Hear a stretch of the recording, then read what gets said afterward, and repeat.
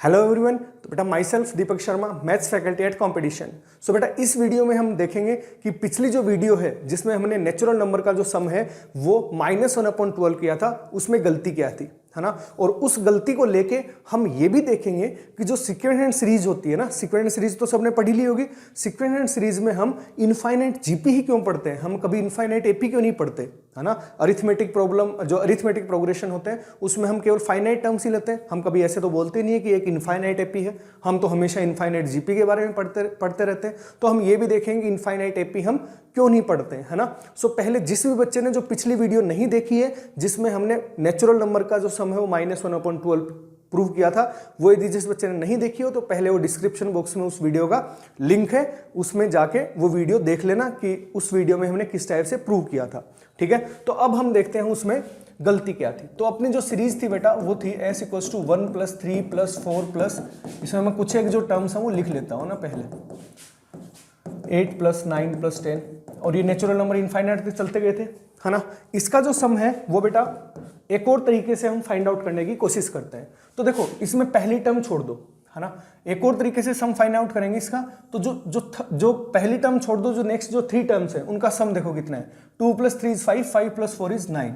Next 3 terms का जो सम है वो तुम देखोगे 18 आएगा।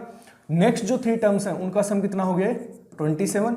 नेक्स्ट जो 3 टर्म्स होंगी उनका सम आएगा 36। फिर नेक्स्ट जो 3 टर्म्स होंगी उनका सम कितना आ जाएगा, 45। तो यहां से s = हम लिख सकते हैं 1 + 9 + 18 + 27 + 36, इस टाइप से सम आता जाएगा, है ना।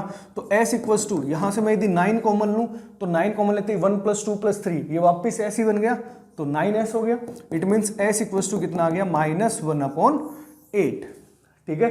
अब दिक्कत ये है कि सर कल तो जो हमने इस सीरीज का जो सम है वो तो हमने -1/12 प्रूव किया था, आज हमने इसका जो सम है वो -1/8 प्रूव कर दिया ना। जज्बात बदल गए, हालात बदल गए ना। तो अब दिक्कत ये है, बच्चों को डाउट ये होगी कि कल वाला गलत था, आज वाला गलत है, या फिर दोनों गलत है ना।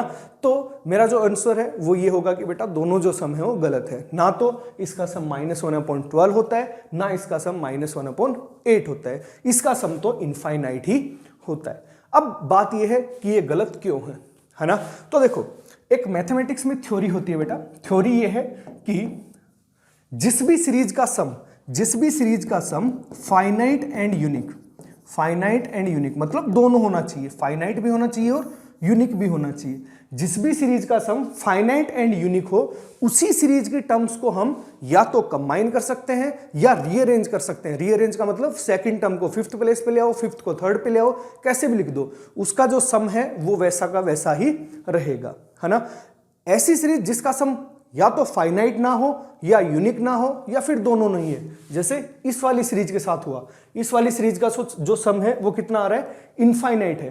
तो ऐसी सीरीज जिसका सम फाइनाइट एंड यूनिक ना हो, उस सीरीज में हम कुछ भी यदि फेरबदल करेंगे, कुछ भी इधर उधर करेंगे, जैसे इन 3 टर्म्स को जोड़ दिया, इन 3 टर्म्स को जोड़ दिया, ऐसे करने से उस सीरीज का जो सम है वो चेंज हो जाता है। ऐसा करने से उस सीरीज का सम चेंज हो जाता है। तो हम किसी भी सीरीज में छेड़छाड़ कब कर सकते हैं, जब उसका जो सम है वो फाइनाइट एंड यूनिक आए। ठीक है। इस सीरीज का सम इनफाइनाइट था, तो इनफाइनाइट यदि सम है तो फाइनाइट नहीं है, इसके साथ छेड़छाड़ की तो जो सम है वो कितना आ गया, -1/8 आ गया। ठीक है, जो कि पॉसिबल ही नहीं था। अब बात करते हैं कि कल वाला जो अपना सीरीज था उसमें हमने कौन से स्टेप में गलती की थी, है ना। तो एक बेटा अपने सीरीज लिखी थी S1 थी अपनी 1 - 1 + 1 - 1 + 1, ये सीरीज थी S, है ना।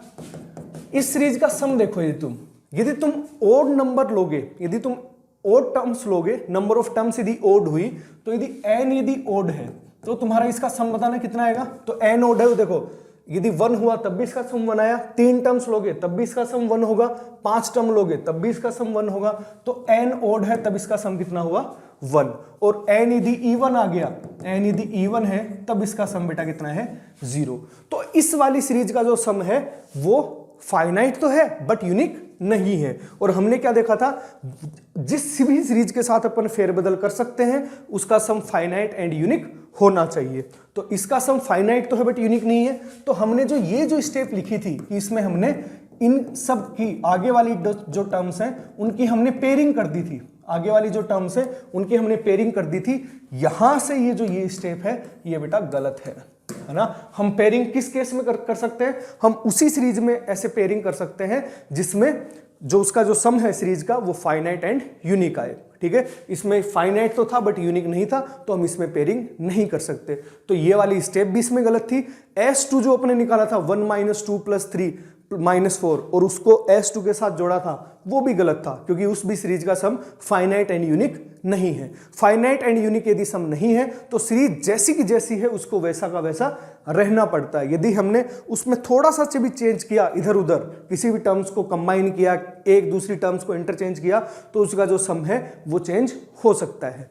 अब हम देखते हैं बेटा कि हम एपी क्यों नहीं पढ़ते, हम इनफाइनाइट एपी क्यों नहीं पढ़ते हैं ना, हम केवल फाइनाइट एपी ही क्यों पढ़ते हैं। ठीक है, कभी ऐसा सिलेबस में थोड़ी देखा है कि इनफाइनाइट एपी, हम केवल इनफाइनाइट जीपी पढ़ते हैं। तो तुम जानते हो कि sum of n terms of AP, sum of n terms in AP, ये कितना होता है, फर्स्ट n लिख लो ना, first n terms of AP, ये कितना होता है, Sn कितना होता है, n/2 2a + n - 1 × d, यही फॉर्मूला होता है, जहां पे a फर्स्ट टर्म होती है, d उसका क्या होता है, कॉमन डिफरेंस। ठीक है, अब यदि हम इसके सम की बात करें बेटा, तो इसको यदि हम खोलें थोड़ा, मतलब n/2 को अंदर मल्टीप्लाई करें तो an + n × n - 1 × d/2 आ गया, है ना। अब हमें चाहिए इनफाइनाइट एपी। यदि इनफाइनाइट एपी है तो उसका यदि सम आएगा तो हम इसको ऐसे लिख सकते हैं, limit n tends to infinity Sn, है ना। इनफाइनाइट एपी के सम को ऐसे लिख सकते हैं, तो ये आ गया limit n tending to infinite an + n × n - 1/2 × d, इसके सम को ऐसे लिख सकते हैं। अब देखो हमने क्या पढ़ा, ऐसी सीरीज ही हमारे लिए काम की होती है जिसका सम फाइनाइट एंड यूनिक आए, क्योंकि जिसका सम फाइनाइट एंड यूनिक नहीं हो उस सीरीज को तो हम जैसे भी चेंज करें उस जो है आंसर अलग अलग आते जाएंगे। जैसे अपने पास नेचुरल नंबर की सीरीज है, उसमें हमने थोड़े से चेंज किए तो सम -1/12 आया, थोड़ा और चेंज किया तो सम -1/8 आया, ऐसे ही कुछ और चेंज करोगे तो सम हो सकता है -1 आ जाए, कुछ भी सम आ सकता है चेंज करने से। तो हमारे मैथमेटिक्स में वही सीरीज काम की होती है जिनका सम फाइनाइट एंड यूनिक आए, क्योंकि उन सीरीज को कैसे भी जोड़ लो उनका जो सम है वो चेंज नहीं होगा। ऐसी सीरीज जिनका सम फाइनाइट एंड यूनिक नहीं है उनको तो तुम सम कैसे कैलकुलेट करोगे, उनका फिक्स सम कुछ होता ही नहीं है, फिक्स सम कुछ बता ही नहीं सकते हो तुम, है ना।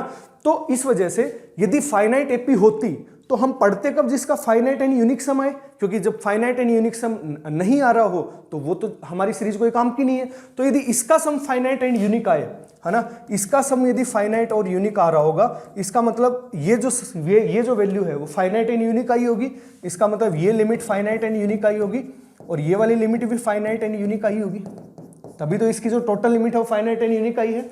इट मीन्स n जब इनफाइनाइट की तरफ है तो ये वाली लिमिट बताओ बेटा फाइनाइट एंड यूनिक कब होगी, जब a तुम्हारा किसकी तरफ जा रहा होगा, 0 की तरफ, तभी तो फाइनाइट एंड यूनिक वैल्यू आएगी।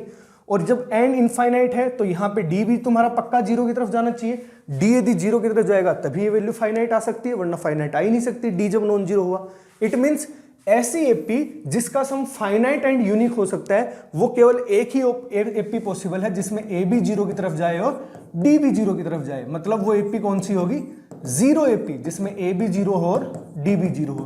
तो ऐसी अरिथमेटिक प्रोग्रेशन जिसका सम है वो फाइनाइट एंड यूनिक आए वो केवल एक ही एपी पॉसिबल है, जीरो एपी। और तुम कोई भी एपी ले लो उसका जो सम है वो कभी फाइनाइट एंड यूनिक आ ही नहीं सकता, इसलिए हम इनफाइनाइट एपी पढ़ते ही नहीं है, क्योंकि उसका सम है वो फाइनाइट एंड यूनिक आता ही नहीं है कभी, है ना। ऐसी एपी जो कि नॉन जीरो हो उसका सम कभी फाइनाइट एंड यूनिक आता ही नहीं है, तो उसमें जब भी हम सीरीज को जब भी हम सीरीज की टर्म्स को फेरबदल करेंगे, इधर उधर करेंगे, उनका सम चेंज होता जाएगा। तो ऐसी सीरीज हमारे को क्या काम की जिसका सम है वो हम जिस भी टाइप से हम कैलकुलेट करें, अलग अलग टाइप से कैलकुलेट कर रहे हैं तो उसका सम ही अलग अलग आता जा रहा है। तो इसी वजह से हम बेटा कभी भी इनफाइनाइट एपी नहीं पढ़ते हैं, हम केवल इनफाइनाइट जीपी पढ़ते हैं, ठीक है।